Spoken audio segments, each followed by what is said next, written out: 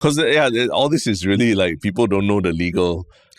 Because the funding is for his presidential run. Yeah. So he and what's the name, Kamala Harris together. It's like if you want to buy BTO, it's in your name, and your partner is there. Yeah. You can't so easily transfer. But before you get the keys, your partner cannot access. Yeah, exactly. Okay.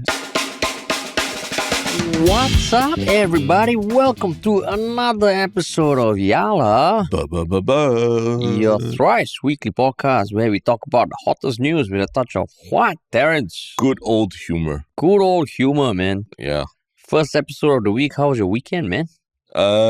Pretty crazy, yeah. Like, I mean, events aside, I also played football, officially, in a match for the first time, I don't know, nearly a decade or something. Yeah. So, pretty crazy. Feeling youthful? No, feeling the limits of what do you call it? Of your will. Means even if you want to will it, the body might not want to follow. So your body got any aches or anything? Aches. But I played goalkeeper. I wasn't even running the pitch, but all my old schoolmates were running the pitch and they were all complaining they couldn't walk the next day. And we were playing against a 50-year-old team. Yeah. So it was 40 somethings. Were they fit? I mean, I heard they played together, so some of them were fit, But I think in general, everyone was aching after. I see. I know on Friday when I saw you, your new shoes you were breaking in. Yeah, exactly. Right. Watching all the videos about goalkeeping. Right? Watching all the videos. Anything that you saw in the videos, the theory that you actually got to apply on? One thing I realized is I wish YouTube was around when we were younger. Because it makes the pursuit of new hobbies and skills, right? So much easier. I watched 5 videos on goalkeeping. I feel like I'm fucking a pro already. What's one thing about goalkeeping that you didn't know before? That change your perspective on goalkeeping? You attack the ball. Generally, you dive towards the ball rather than to your sides or what. You're basically trying to smother the ball. That's what you're doing. So you're catching mid-air, but you're sort of trying to trap it on the ground with your body as well. So always have 3-point contact and things like that. 3-point contact. Don't pick up balls with your hands between your legs. You know what I mean? You bend down, pick up. You always use your knee to block and things like that. So there are all these little tips that have been distilled into YouTube videos that make anybody who watches it immediately, they know more than whatever a kid back in the day who just played football for fun knew already. Yeah. So it's amazing. That's true, because any sport, right, be it football, tennis and all, there's technique involved, right? Yeah. Because when I used to play football, we were never taught how to kick the ball properly. Exactly. It's just you figure out. You just figure out. But now, I remember for hockey also, certain techniques and all, not the easiest to just learn on your own. Go YouTube videos. Yeah, and it just makes things so much more accessible. And then, like you mentioned, I went to Decathlon, bought a pair of shoes for I don't know what, $20 or something like that. And I was able to play on the pitch and everything. Back in the day, you'd have to go and ask your parents, hey, you can buy for me, got this. I promise I'll play football for the rest of my life, that kind of thing. Right? You don't need you can go and do that now yourself, It's just so much more accessible. Yeah. So you're going to keep playing? I mean, if the opportunities arise, right? But I mean, the truth is, it is a very taxing thing on a 40-plus-year-old body to play. Yeah, it's true. Yeah. That's why whenever I see older people just going for a jog or something, right? Yeah. Wow, fucking respect, man. To them, yeah. Respect. Contact sports is a whole other thing also. Yeah. And then you see the footballing legends, in their 50s come back for a testimonial match and still can play. Wow. Yeah. They are specimens. Yeah. And you always hope that they can recreate the magic. But it's really, it's very different when you're older and all. Yeah. And I mean, that Saturday was quite packed because we spoke at 2 events also. Yes. Yours MP schedule. MP schedule. Play football in the morning, then go one event, go another event. Yeah, sports event in the morning. Then after that, got talk at the tech company. Then after that, panel on the media fair. MP for a day. Yeah. How about yours? Your weekend? Same thing. Saturday was packed with that. And Sunday, just going around to get a few more items for the baby. I see. Now weekends is a lot of that. Yeah. Just kind of getting to check boxes and all things to pack. Because it's getting close, man. Yeah. It's getting close. I mean, nothing will prepare you for the actual thing. You can go every weekend for classes, all that. The actual thing itself is just... we are not even going for classes. Yeah. Don't have to. Don't waste your money. I went for some classes. I felt complete waste of money. You just got to deal with it. That's the thing. So I mean, exciting lah. And then in the wee hours of last night, something monumental happened, which we're going to be talking about. Yeah. But before that, what's the regular spiel, Terence? If you're new here, if you just subscribed, or if you haven't subscribed, if you just heard of us through the algorithm or something, please like, share, follow, subscribe if this podcast has done anything for you, because that's really helpful to us as we continue this journey. And if you want to work with us, you can also check out ministryoffunny.com. Drop us a message and we will respond. Yeah. And we've had some pretty cool leads that came out from there. So yeah, just get in touch, man. Yeah. Cool. Cool. Monumental event overnight. And it is the big news that what some people were hoping for, a lot of people were dreading, a lot of people were just clued in on and waiting what would happen next. Last night, Singapore time, I think at about 1:52 a.m., it was announced that the current US President, Joe Biden, has dropped out of his re-election campaign, and he's no longer running to be the next president of the United States of America. Yeah. And he formally stepped down. And that happened, around 1:50 a.m., I believe, Singapore time. And it happened, which is great time for a podcast. Yeah. But when did you first find out about it? This morning when I woke up. How? Friends were WhatsApping and stuff like that. Yeah. Your friends were WhatsApping you or like groups that you're in? Groups, yeah. Oh, so intellectual. This is, it kind of caps off a crazy couple of weeks. Yeah. It's worth discussing. Biden also used to be a professor at our university, Is it? Yeah. Joe Biden? After he was done with VP, he was a professor at UPenn for a while. Teaching what? I don't know how much he was teaching, but he was a professor heading up some initiative. Yeah. Oh, so he goes around.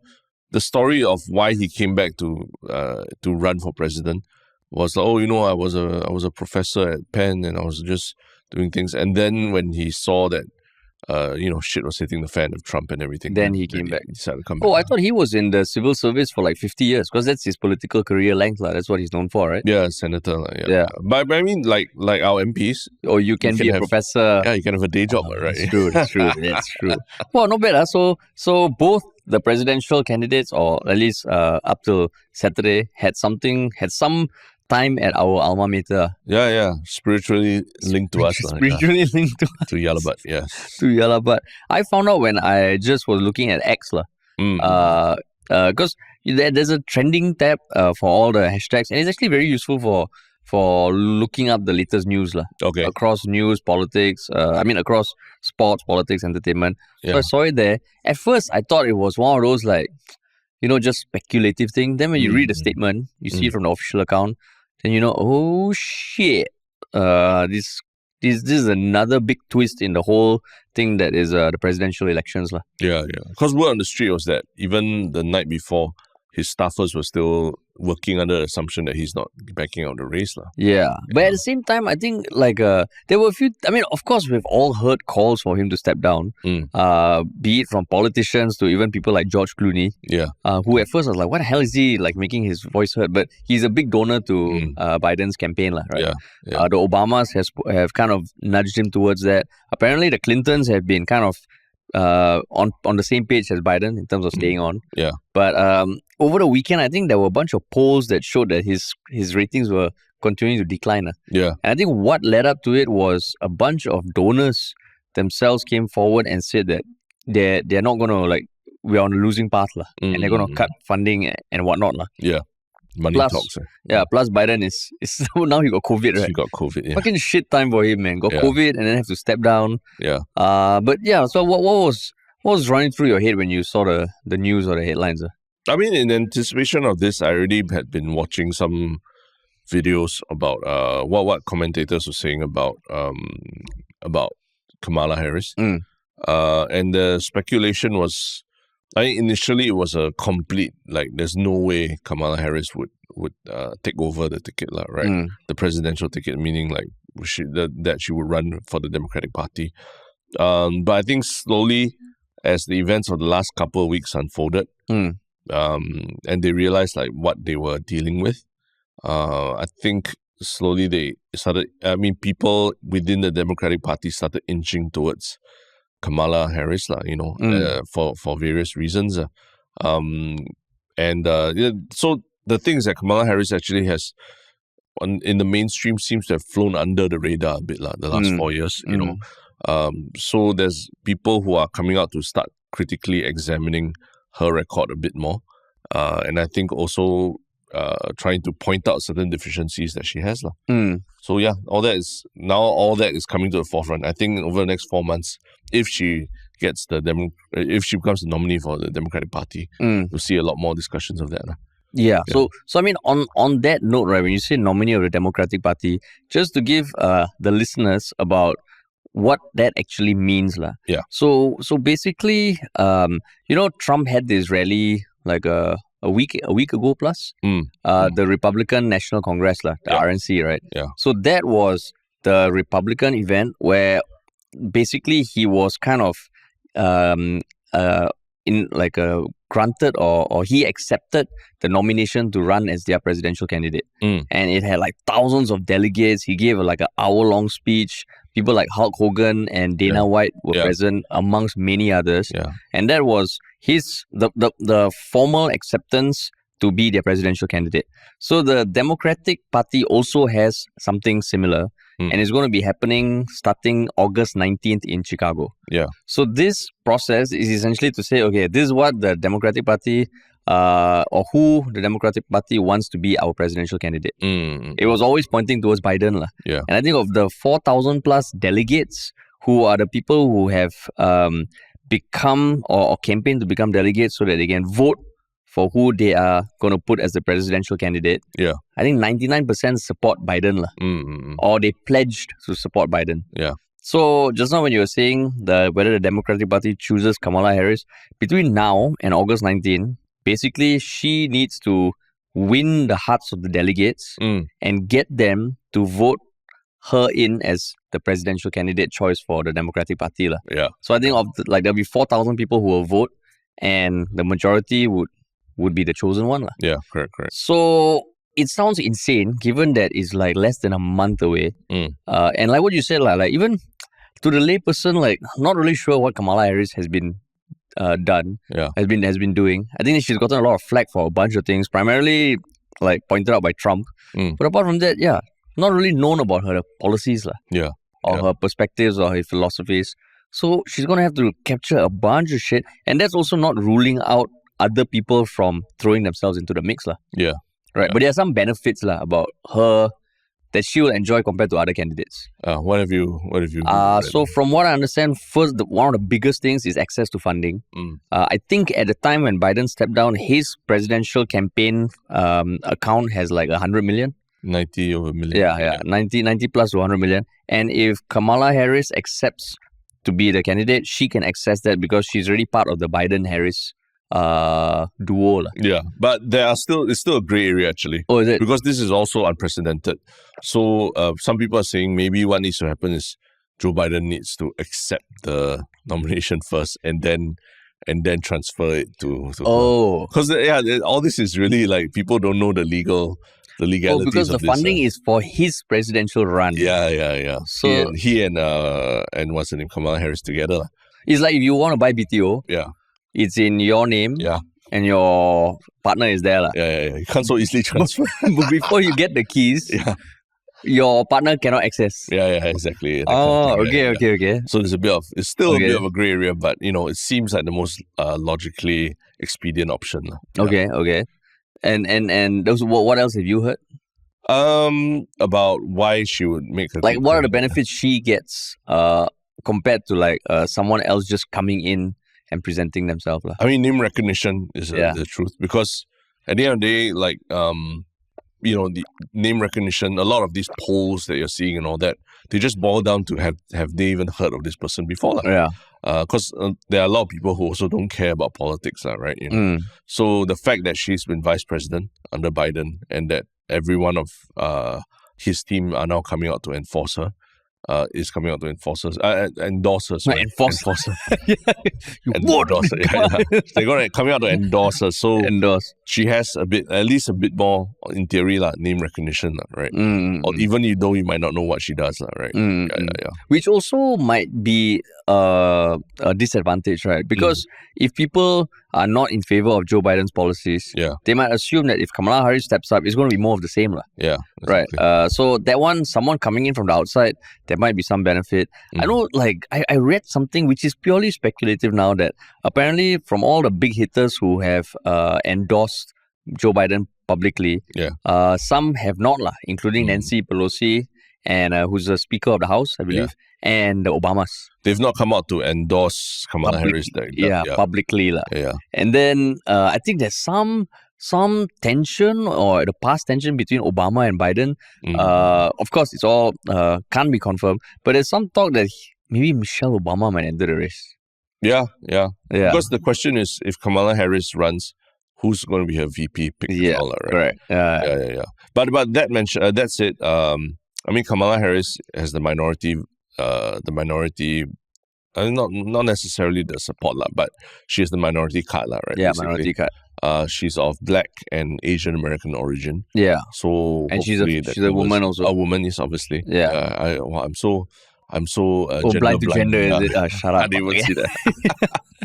But I mean, Trump has run against a woman and beaten her before as well. Hillary Clinton. Yeah. So not necessarily a good thing, but at least that's something they can lean in on, lah.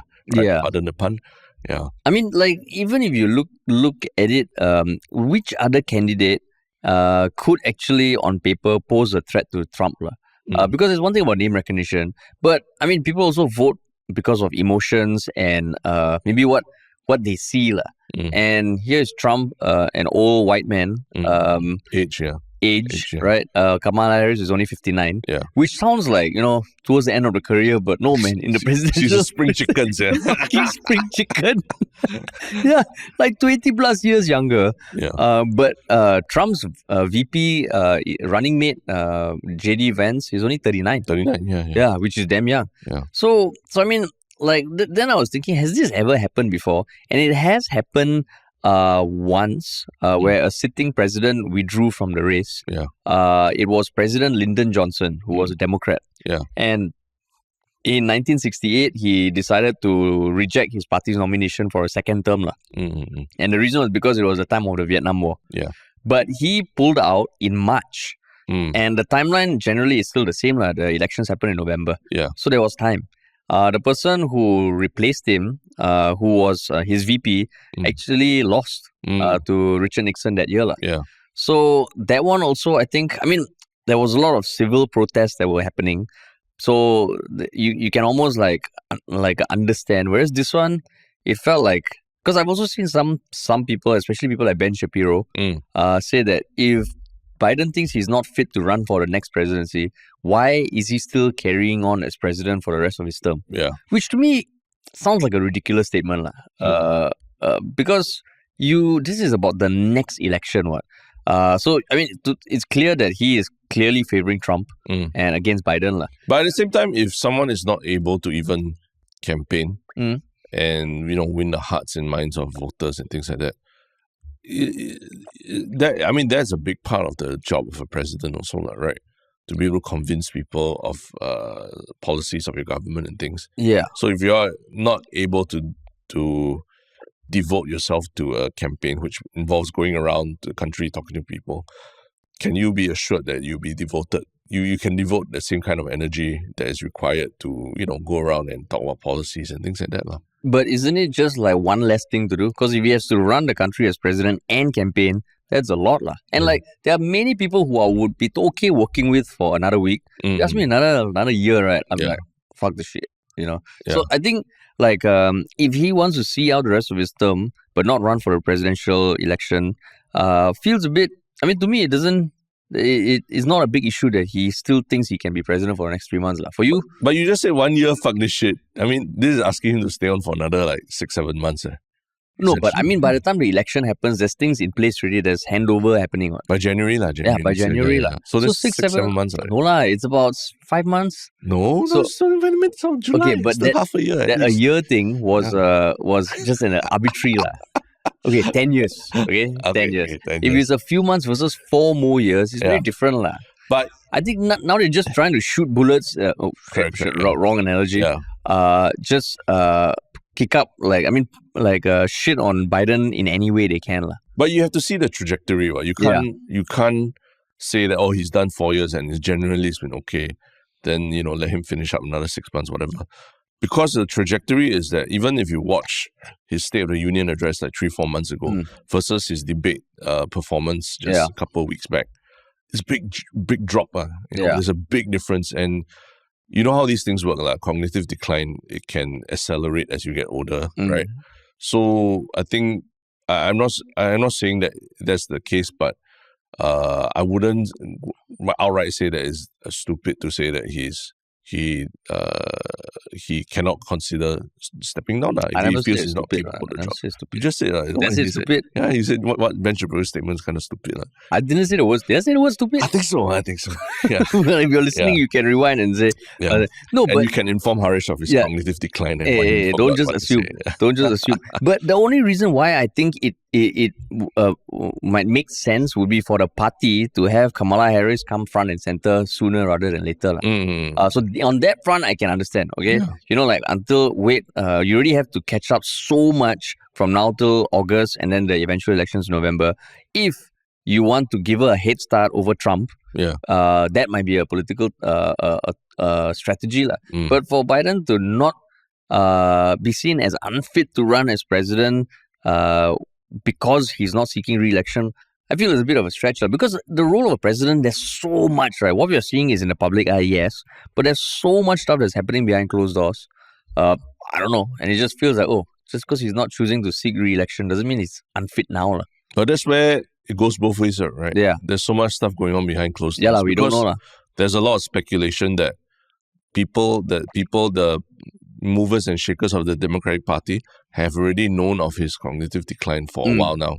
And if anything, they were just hoping that he can just hold on to his seat at least until until something comes along. Remember, we talked about how even the debate also, some speculating that Democrats were putting Joe Biden out there to kind of like show the world that actually he's not fit for office. So it could be, the fact that some people are saying that, hey, if you all knew about his mental decline already so early on, then it's a danger to let him continue in that position.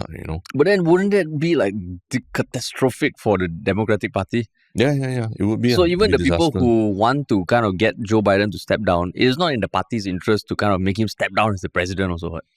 I don't know, but maybe in the country's interest in general. It takes some level of self-awareness also, right? Like what I think last couple of weeks people are saying the most patriotic thing Joe Biden can do now is to step down, right? So, in some ways, you just extrapolate that to the position of president. So if you feel that he cannot continue the job, then he needs to step down also. That one, I think if he steps down from being president, then it feels like what has been going on the past few months, Yeah, exactly. And that I think will be like suicide for the Democrats. No, but maybe it's just, I don't know. Maybe there will come a point where it's just necessary. If he has more public appearances where you really question about whether he's really all there, right? And that's what's happened in the last just 2 weeks only. Because if you think about it, if the Democratic Party is crumbling on the inside, they also need to stretch it out a bit. Because like a week ago at Trump's rally, the RNC, apparently it was one of the best run ever.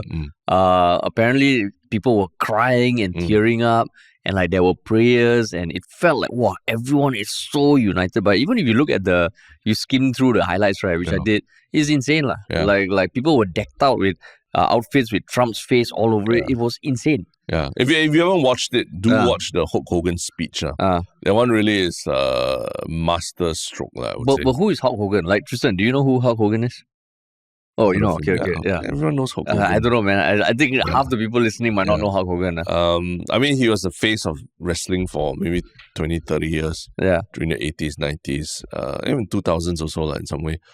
But yeah, he came out and he threw his full support behind Trump, gave a 100% pro, MAGA kind of speech. No specifics, just about how Trump is super resilient and everything. Mm. And yeah, I mean, a little part of my childhood died also when I watched him do that, right? Because he really just went all out and just like was just like talking about Trumpomania and Trumpites and Trumpomaniacs and stuff like that, you know. Which was his slogan last time. Yeah, Hogan's Hulkamaniacs. And as a kid, you were like, oh yeah, this guy's a real hero, and you know, he wouldn't be saying this kind of random shit. But I mean, everyone knows Hulk Hogan. Over the years, he's also morally not exactly the most sound, right? So I mean, understandable, but that's why it's really something to watch, just. And he tore his t-shirt like his t-shirt. Like he always did when wrestling. Yeah, tore his t-shirt, revealed a Trump Vans t-shirt underneath.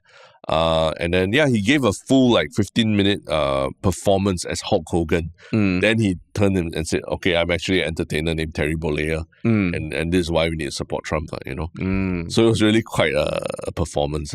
But and he was last minute. It wasn't even planned. It was, I don't know whether it was planned, but it was a secret thing.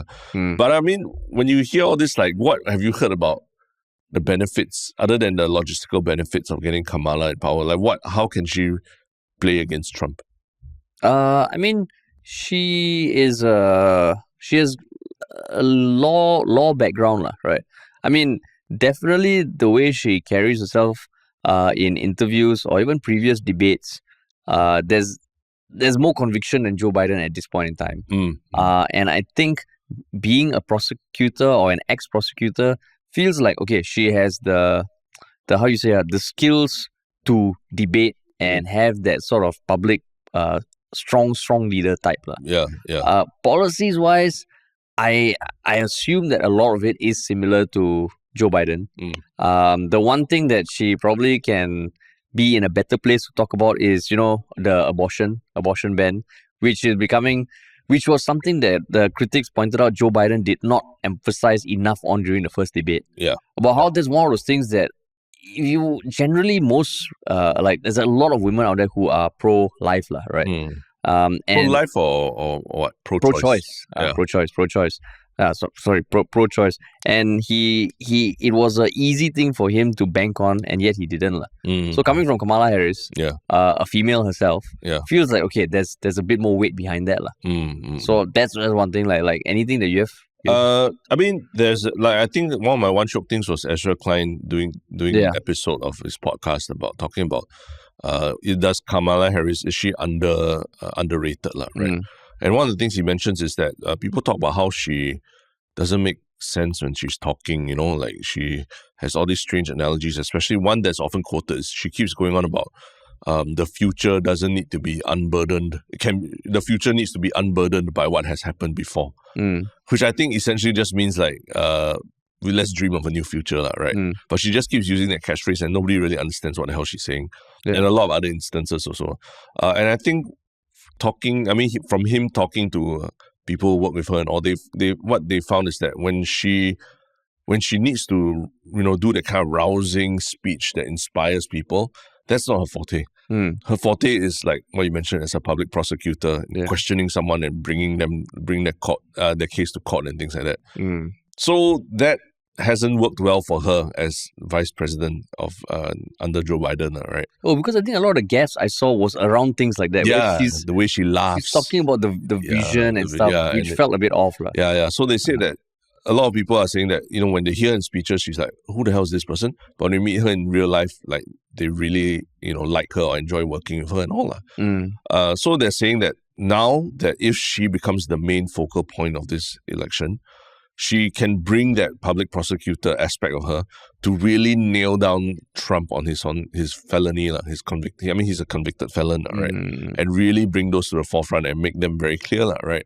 So that could be an advantage in some way. Although I do still feel that being president, you need that rousing, inspirational presence, which haven't really felt that from her now. Yeah, and I mean, she will only get to debate Trump if she gets the endorsement by the Democratic Party, right? Yeah. Because the next debate will probably be in October? Yeah, probably after the after the DNC, after DNC in August, yeah. So I mean, it's and I mean, one thing, one of my one Shiok things has also been The Boys, right? Yeah. The latest season of The Boys, No spoilers, huh? Yeah, no spoilers. But I mean, like I think I did mention before that the latest season of The Boys, there is the whole presidential elections going on, right? Yep. And like watching what's happening in real life and The Boys, it's almost a bit too close. Too closely linked. Yeah. To the point that the last episode that dropped last week, the original title of the episode was Assassination Run. And it was renamed. It was renamed because and the boys had to publicly, or like the creators had to publicly denounce the violence in the real world. So if you watch it, it's crazy. And you know, like how sometimes it's nice to watch a show as an escape from reality. Yeah. Watching The Boys is almost like either predicting or reenacting reality. Which is a bit creepy. I mean, it's still a good show. It's a good show. But yeah, can you imagine like the next few months? It's going to be insane, the lead up of what's going to happen. And if you're in the Democratic Party now versus the Republican Party feels like united. Yeah. Democratic Party is like Manchester United. Yeah. The Republican is like Manchester City. Yeah. If you don't watch football and don't get an analogy, pardon me. But basically one is it seems like everything's working like clockwork, and one is in a shithole. The colors also match, right? Red and blue. Oh, shit. It's perfect. That's true. Holy shit. Yeah. And I mean, Manchester City has 115 charges lined up against them. Yeah, but doesn't matter. Doesn't matter. They still kicked ass. And talking about money also, don't forget, the Elon Musk has thrown his weight behind Trump. 45 million a month, right? Yeah, and a lot of Silicon Valley have all thrown their weight behind and Trump. That's also something that I think I was listening to the podcast, The Journal, which I think an episode you listened to also. The thing about JD Vance, right, who I didn't know beforehand, apparently he has been very instrumental in causing a lot of funding by Silicon Valley entrepreneurs. Yeah. And these are the Peter Thiels, the Elon Musks, to divert their campaign funding from the Democrats to the Republicans. And JD Vance, who is the son of a tech billionaire and is in venture capital himself, has been very important in making that change line. I think one thing is, if you look at Biden's administration, they are skewering the big tech companies. Yeah. Right? They're trying to push for more regulation. They are trying to curb down on crypto. I think JD Vance and the Trump administration will go the other way. You know, you do what you want to do. We want to, reduce federal control. Yeah. And I think another episode I heard by them today, they were talking about how the amazing thing about Trump is that he has almost changed what the Republican Party stands for. Like, I'm not the most informed about what the historical virtues of the Republican Party were, but a lot of it is like, I think in the 60s it was American leadership in a free world, reducing government spending. I think quite and right now Trump and the Republican Party are all standing for different things, which is crazy. Yeah. So that Wall Street Journal episode detailed that out quite vividly, and it makes you think, oh shit, it almost feels like the Democrat and Republican has been kind of like, it's in concrete, right? Yeah. What they stand for, but Trump is changing that. Yeah. Fun fact also is JD Vance also is he's married to an Indian. His wife is Indian. Oh, is it? Yeah. Wow. So relatable. I mean, not racist lah. The very least you could say. Oh, I thought you bringing that out for any other Singaporean men. Oh no, nothing to do with that. Oh. Yeah. Because Kamala Harris has the minority card lah, right? Oh, JD Vance married to an Indian person. Yeah. So interesting race is shaping up to be. Mm. But how does it? Why should anyone in Singapore care? Like, what's the big deal, man? Like all this politicking in the US and all. I mean, ultimately, I know Shiok Comment is probably caring a lot because if Kamala Harris becomes president, and he ever has to meet her again, I'm sure his little quip about how her name backwards is Alamak will come up. Yeah. Right. But generally, I mean, the US is still a superpower. And if any policies that they make will ultimately affect the world. Yeah. So that's a very high level reason. Yeah. Anything that stands out for you? No, not. I think ultimately a lot of it, like I think what Bill Harris said, that we've already felt what a Trump administration is going to be like. But there's going to be domestic politics, if they become messier in the US, right? Generally, then the US has less capacity to care about stuff going on outside the rest of the world. And then, everyone has to sort of figure out where they stand, right, in this global superpower race and everything. So, now it is messy, to say the least. And I can't wait to see what's going to happen next. Messy. Yeah. But yeah, man. But yeah, speaking of everyone figuring out how they factor in the world, in some parts of the world, the next thing that we're going to discuss is considered like, not say taboo, but like it's something you use in the toilet or something you use to go and whack people, right? But in certain countries, apparently, this item is being sold as a luxury product. What are we talking about? So there was a video that came out on social media under the Instagram page of Kuwait Inside that showed a set of trendy sandals selling for 4,500 riyals, which works out to about 1,645 Singapore dollars. And it's the trendy sandals, right? Look somewhat similar to the slippers you see in Singapore, like what's the Hap Sing? No, like not Hap Sing is a biscuit. Is the sandals you will see like any shop you go, how you say like one of the shops at the bottom of HDB or anything, you will see those sort of sandals and apparently they are retailing for that much Yeah, that's right. So I mean, what made you want to talk about this? I mean, it's not just in Singapore that this news is trending and all. I think in India also a lot of people are also writing about it and talking about it. In what way? Like what? Saying that this is what a lot of Indian people used to go toilet, or Indian mums used to whack their children and stuff like that as well. So not too dissimilar from what we're seeing, but I mean, isn't this just let's assume, okay, there's people saying that this is fake, right? Obviously, there's some people who are saying that it's fake, but if we assume that it is real, like I mean, it tells you about in Saudi Arabia, there's just a lot of loaded people who are willing to spend money on anything, right? Which where something like this will make sense, because the only times I've seen things like that are on fashion runways, where like they a Balenciaga bag or something. Where they almost do it like purposely to get attention, right? But this one looks like it's already in store, it's being sold, it's not like on some fashion runway or anything, right? So it kind of like boggles me boggles my mind that people in Saudi Arabia would be willing to pay for this. Yeah, so I mean, if you look at the video, like it shows someone pulling out of a glass case these sandals and different colors, and it looks like the Singapore Tat Sing sandal. Tat Sing, yes, that's right. Tat Sing sandal. Yeah. So I mean, you could put it as fake. Like it's very easy to replicate this video, but why I think, I mean, I can totally see this being sold, not just in Kuwait, like in any country. Because if you look at some of the things that have been sold by brands such as, I think, Balenciaga, they also went viral because they had a bag that was selling for like 1,000 plus or something, but it looks very similar to one of those bags from IKEA. Yeah. I think for these sort of things, like, these sort of luxury items, I think you're paying more for the flex. Correct, yeah. And in this case, it costs $1,600, but it's not surprising. Like, sometimes you see some designer shit and it's damn ugly. It's damn basic.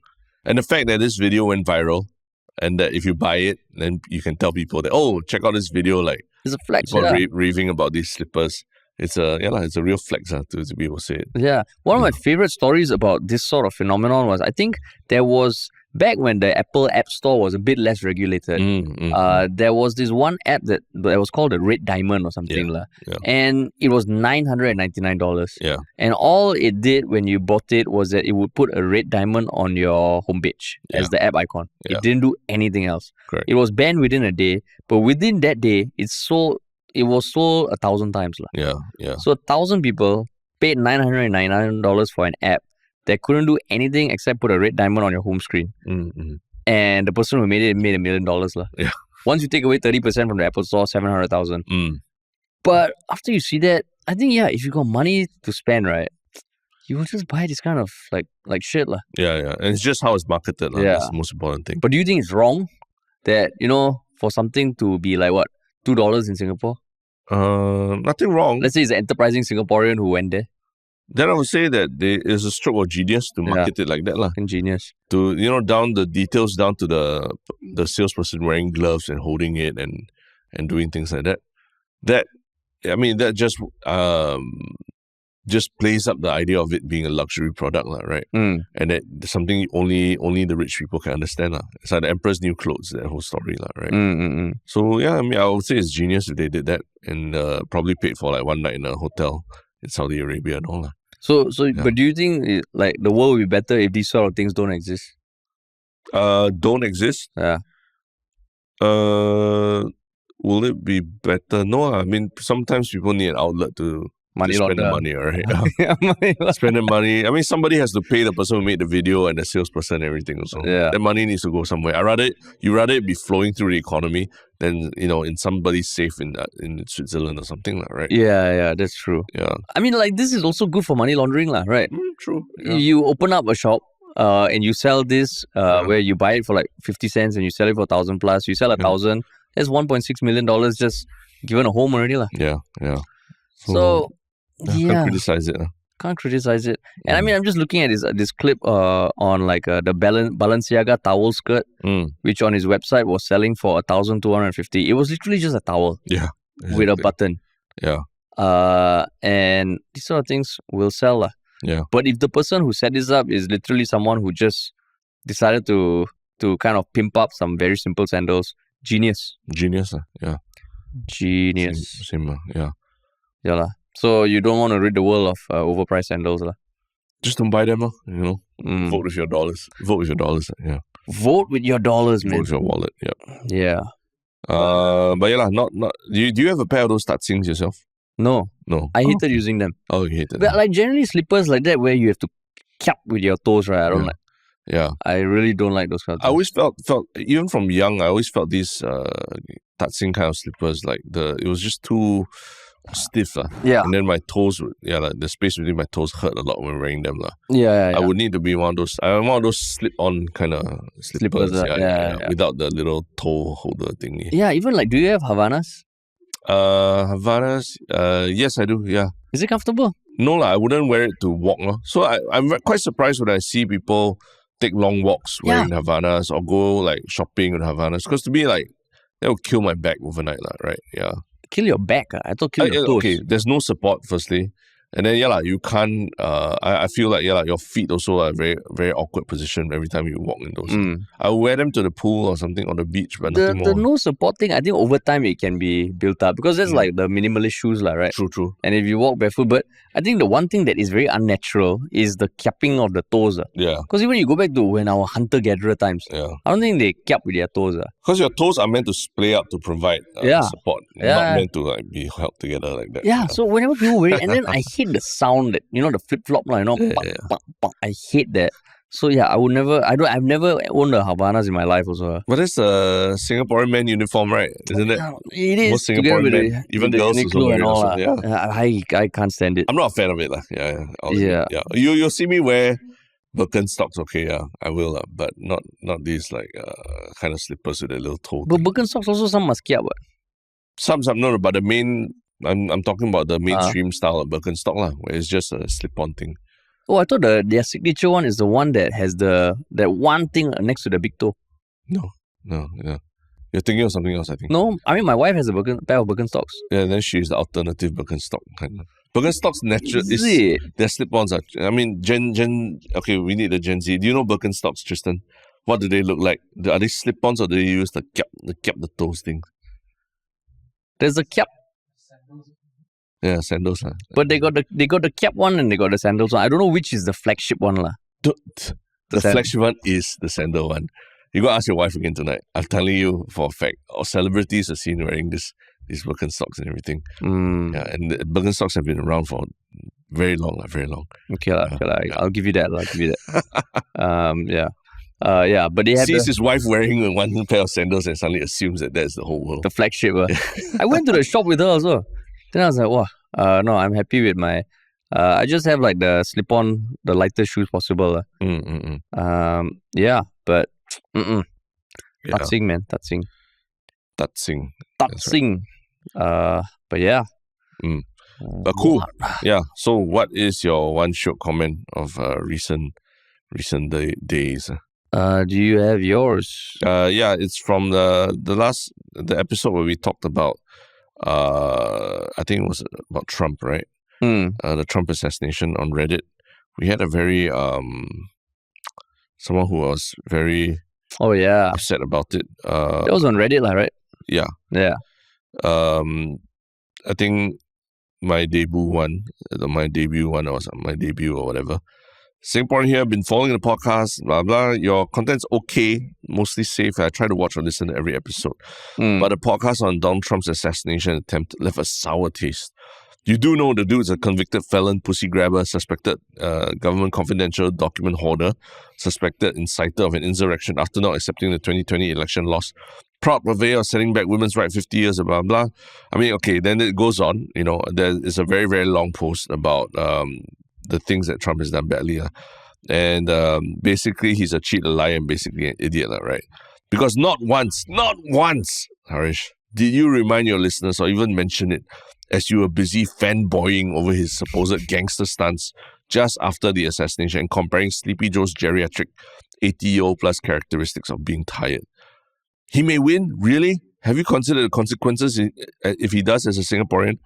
Okay, then they continue talking about what the consequences of a Trump win might mean, and then say to us, yes, you are far away. You're not involved in U.S. politics or U.S. citizen, but your tone on the podcast could have been more neutral, plus highlighting the fact what kind of person Donald J. Trump is, and reminding listeners that he may be the Antichrist in disguise or something to that effect. They talk about what could have been done better in mainstream media, right? To portray the truth about what Donald Trump is. So to end off, my debut says, don't normalize his behavior, let alone give the perception that he is a hero. It's fucking disgusting. Do better, Harish. Do better. Yeah. Do better, Harish. I think in the unsaid was Harish and Terrence. Harish. Us. Why is that your one Shiok comment? I mean, it's a strong comment from somebody who says that they've been following us for a while. But what do you feel about that when hearing all that? I mean, we were covering the assassination and we were talking about people's reactions to it. Yeah. I don't recall myself kind of fanboying or feeling very strongly that, I saw him as a hero. And even if I did, I think it was in the context of you just got shot and you stood up. So even objectively, that takes balls.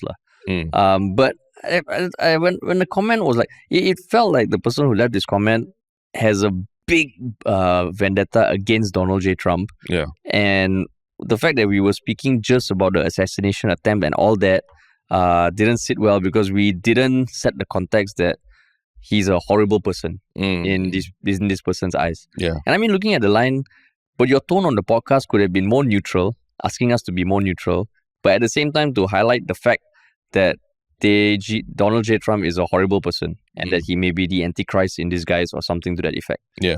So it felt like this person clearly hates Donald Trump and didn't like that we also didn't express hate towards Donald Trump to that intensity on a podcast where we were talking just about the assassination attempt. So I felt it was a bit, I don't know whether they listened to the whole podcast or whether they just couldn't take that we didn't shit on Donald Trump. Yeah. You? Yeah, it felt like this person was expecting us to pull out all the documents about all of his transgressions since then. But I think that probably should go back to our previous episodes where we've talked about it before. Each podcast episode, we really talk about the events that have happened recently. And I don't think we were necessarily, like what they say, fanboying over his supposed gangster stance, right? We were pointing out that a lot of media, people in the media, influencers even Singapore influencers who were doing that, who were posting memes of him as a gangster, but not saying that we agree with it. But I think I also share that same worry that people lionize him because of this, right? And that's because we have a whole history of having talked about the issues that Donald Trump has also, right? So yeah, I think definitely this person is not trying to be neutral either. And there's this, I think, quite unfair expectation that everything has to be covered within this one podcast or so. It's really just about talking about assassination. And just because we say what things are doesn't mean that's what we think that's how it should be, right? Just because people are lionizing Donald Trump doesn't mean that we are saying that that's how things should be, right? We are just pointing out that it's happening. Literally in Singapore, influencers were posting memes of Donald Trump with those, rails on his teeth like gangster and things like that. And we're just pointing it out. Don't need to get too triggered by this commentary. Because even when we said he may win, I think they didn't like that we said that. But I would still say that he may win and probably a very good chance. Even now, probably even higher chance, right? Yeah. It's not what we want, Yeah. But we're not voting, and we're just reading and analyzing and just looking at what people are saying, right? Yeah. Yeah. I mean, like, they asked us to consider the consequences if he does as a Singaporean. I mean, we do consider the consequences. Yeah. But that doesn't... We've had a lot smarter people come on the podcast and talk about the consequences already. Yeah. So you should also listen to those if you want. Yeah. But at least whatever their thoughts were, they wrote something substantial. Yeah. Which I will always appreciate. Yeah. It's just don't really agree with what you're going for. Yeah, the characterization. And I mean, one question is that your content is okay, mostly MOR. What's MOR? I don't know. So maybe middle or right? No lah. I don't know. Yeah. Do you know, Tristen? What's MOR? Okay, it's not a Gen Z thing, I guess. MOR. But cool. So my one Shiok comment was I guess also from that thread. In some way, two comments talking about the similar thing. I think the second topic for that episode was about the naming of your kid in Malaysia, right? And how the authorities came about saying there are certain names that you shouldn't use on your kid. Yeah. And two commenters, Raikota and Fawe9374, just shared info on the naming conventions or naming policies in Iceland and Japan, both of which actually have strict rules on naming your baby. Okay. Yeah, apparently in Iceland, there's a list of 1,000+ names that parents can pick from, and they're not allowed to give gender-neutral names. Oh. Yeah. So there are more countries that are actually have policies on naming. Yeah. Because I think in the episode I said, you want to name your kid. Yeah. You were very against Nutella or something. Yeah. Go ahead lah. You were very against restrictions. But just because these countries have restrictions doesn't mean it's right or good, Terrence. Okay, doesn't mean it's right or good. But yeah lah. No, but it's good because I think you're someone who needs to see it, like evidence of it, like being done around the world to be convinced, right? Yeah, but I couldn't convince you myself. Yeah, you cannot. But when you see, God, country, but doesn't mean I agree. Country, I would still prefer. It's okay. I would still prefer that there's no regulation. You can let it sink in. Dude, slowly. 1,000 names. Would you have liked it if for your kid 1,000 names to choose from? 1,000's a lot, man. 1,000's What so if the many. 1,000 is like all random names? Even now, whenever like a parent picks a name for their child, I would assume you're already filtering out a lot that you don't want, right? Yeah. Would you want to list? You ask yourself that, Terrence. You ask yourself that. I 1,000 names. guess the question is, would I give up some of my own freedoms so that most kids can have at least like some semblance of a normal childhood? Yeah, I would. Hey, don't give me this nonsense. I would. Don't give me this nonsense. I care enough about the future generations. Don't give me this nonsense. With Harish, is more about my personal freedom. Is more important than the future generations. For all we know, everything you're thinking is a good name now. 20 years down the road might be like a faux pas, It's true. Yeah. Then they should step in and also ban those names. That's what I'm saying. Don't anyhow say, if right from the start you are saying you cannot be named this, then you are like just overimposing and projecting your own biases on the unborn children. No, here's 1,000 names to choose from.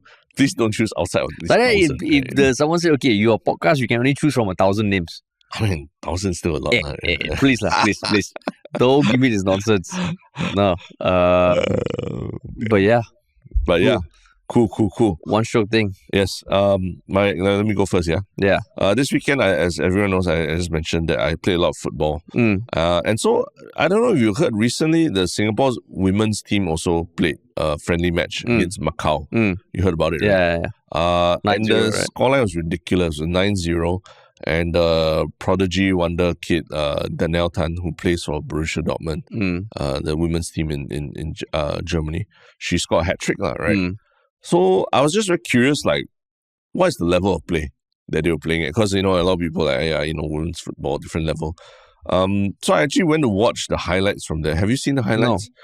No. Danielle Tan's goals, yes, she scored a hat trick, but they were not the most spectacular. A lot of them were tap-ins, or she was just in front of the goal, But there were so many other goals scored in that 9-0 thrashing that made me like, wow, this is insane. Because it's like, we're talking about like shots from 3/4 of the pitch, They shoot from 3/4 of the pitch, it flies through the air, goes out of the TV frame almost, and then somehow dips and lands into the goal in like some obscure corner of the goal. Is it? And then there were like free kicks from like almost the corner position that curl all the way to the other end of the far side of the goal. So I was like, I don't know whether like it was just such a huge imbalance between the Singapore and Macau teams that made it like, it was almost like target practice for the Singaporean girls, but they were really like shooting from like miles away, and scoring from there. So it was really quite something to behold, and it makes it quite exciting to maybe next time also watching women's matches can also be very exciting. Yeah. Because, the men's team, we kind of know where the upper limit is really, we're already 160 in the world, things like that. But women's team feels like, there's something exciting going on there. Yeah. Actually, I'm just looking at highlights now and like, fun to watch, yeah. Yeah. And it's not like, in traditionally in older people's minds, it's like, like the women's basketball, women's football is not as competitive or interesting to watch. But now I'm literally seeing the Singapore women's team, and the goals look pretty amazing, man. Maybe that will be the way Singapore football gains prominence. I think so. Not through the men's team. Not through the men's team. The women's team. But that's cool because the women's football is like in the US. It's also, very prominent in the world. Yeah. The US, I think the popularity of football was very much influenced by the prowess of the women's football team in the world, right? Yeah. And I think England has won the European championships in women's football, and never in the men's football. Yeah. So hopefully this leads on to more amazing things. Wow, solid. Okay, cool. My one Shiok thing is over the past week or something, there was an isolated part of the Amazon rainforest. Where did you see like there's footage? The tribe, right? Yeah, of a tribe for the first time ever. And it's, I think, because there's a lot of logging and tearing down of primary rainforest nearby. So there's just this evidence and footage of this huge tribe of like maybe 50 people coming out near the waterway. You could hear them talking and just interacting, and I think it's one of the first times this tribe has also ever been captured on camera. Yeah. So it was insane watching it, and it just makes you think, oh crap, there's still parts of the world that are undiscovered, and tribes that are just living their lives. As we are talking about, presidential assassinations and football and all. Yeah. There's just like tribes out there just living their life. And hostile to external influences. Yeah. Apparently they would attack other people if they come too close. Right? Yeah. The tribe is called the Mashko Piro tribe, which is believed to be the biggest group of indigenous people living with no outside contact. And it was spotted near the La Piedra River. Yeah. It's quite insane. It's crazy. Yeah, it's insane. Yeah. Like you just watch the clip, it's just like a reminder of like, oh shit, there's still tribes out there that we have never met. Very true. Yeah. So that was my one Shiok thing. That was our one Shiok thing, and quite a crazy couple of weeks with the news. Crazy couple of months coming up, man. Yeah. But thanks for listening, everybody. And remember, just follow us wherever you listen to this podcast. Leave us a review on Spotify if you can. Follow us on social media. And if you want to work with us, what should they do, Terrence? Check out ministryoffunny.com. Cool. Thanks for listening, everybody.